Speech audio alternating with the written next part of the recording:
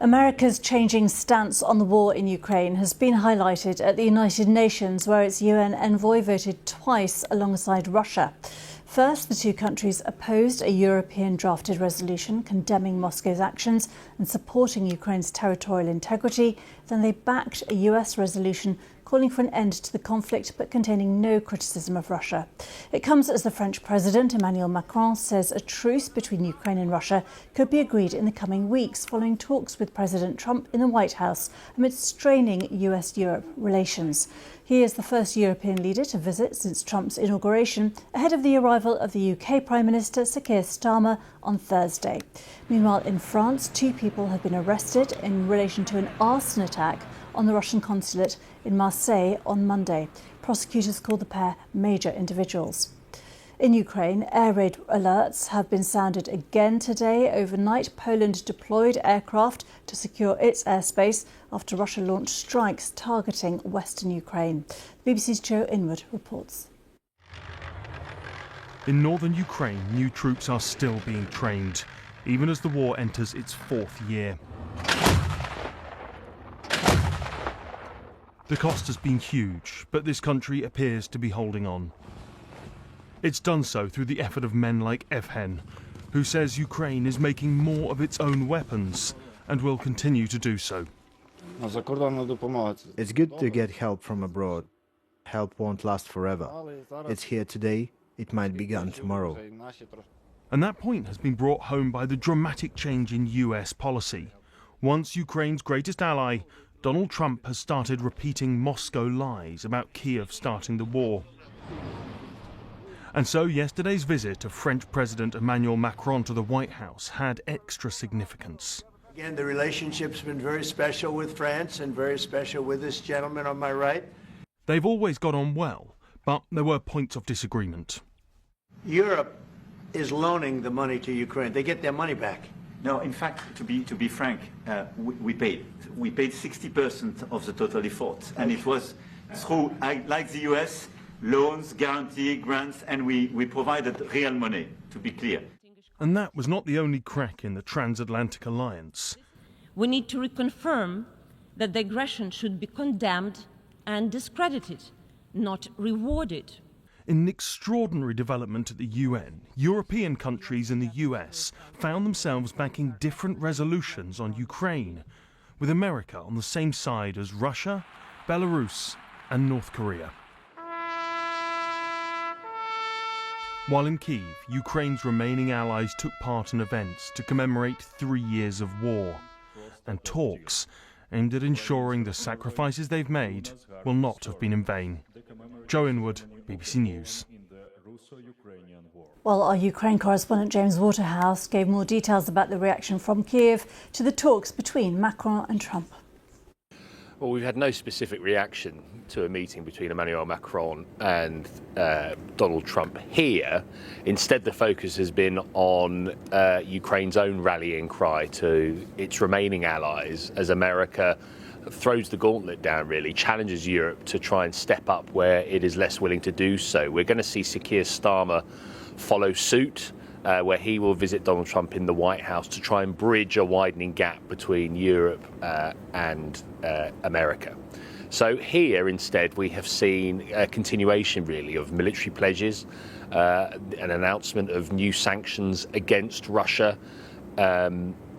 by the likes of the European Union, and I think it's a departure from the alignment we're seeing, certainly with the United Nations votes we've seen, with the softening of language from Washington. Here we are still seeing a country still at war, and its European allies trying to adopt a stronger stance as possible in the absence of America. But what's reflected, I think, by Emmanuel Macron and Sir Keir Starmer going to Washington is the fact that they still need America for a military assurance if fighting was to break out after a ceasefire was agreed here. But for now, it seems that more of Ukraine's closer allies are more willing to put boots on the ground, to send troops here to enforce some kind of ceasefire. At the moment, they're keen to stress it wouldn't be in a confrontational capacity, but there is no guarantee that fighting would not break out when you consider that Russia will continue, it looks like, to occupy a fifth of Ukraine, and that would involve a sizable military presence.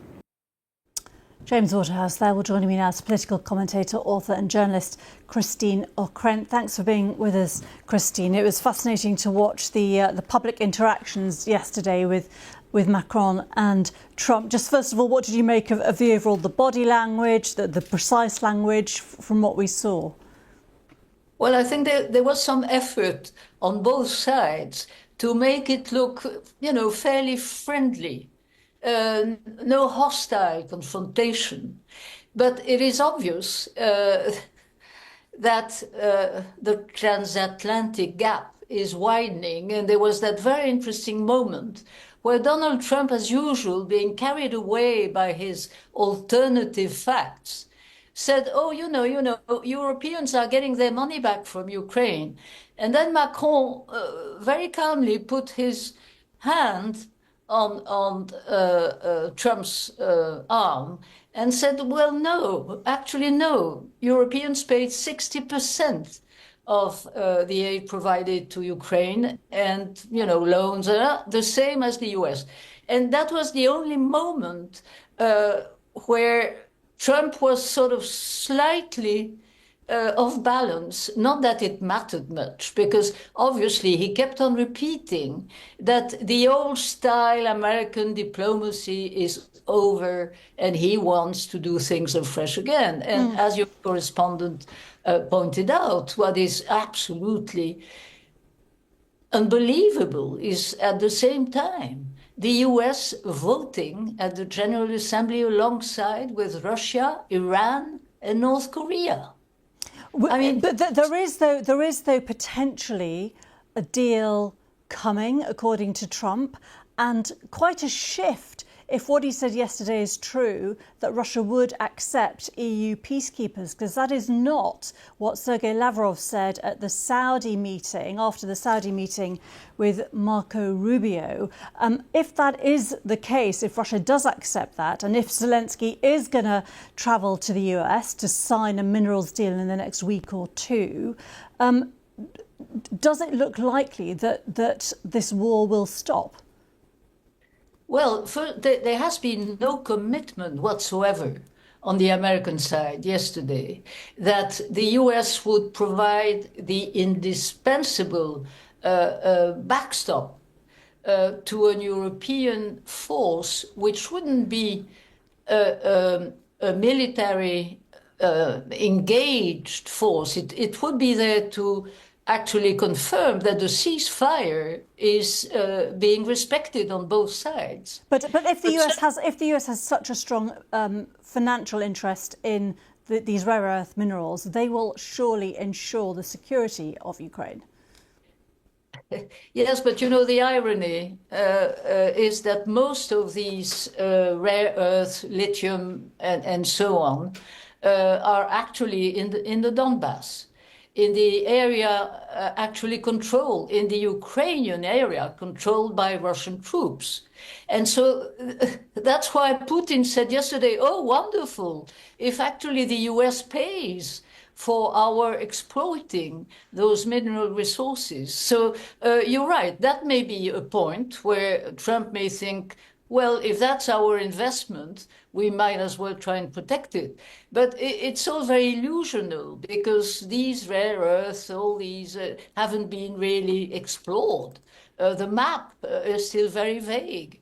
And as we all know, these minerals are extremely difficult to extract. So let's not put, the plow before the actual ceasefire agreement. I mean, that's really what matters. And the problem is that Donald Trump is using Vladimir Putin's wording. It is, again, absolutely... I can't even find the words. I think we're all absolutely flabbergasted by the U-turn of American foreign policy. Christine Ockrent, we will have to leave it there, but thank you so much for being with us.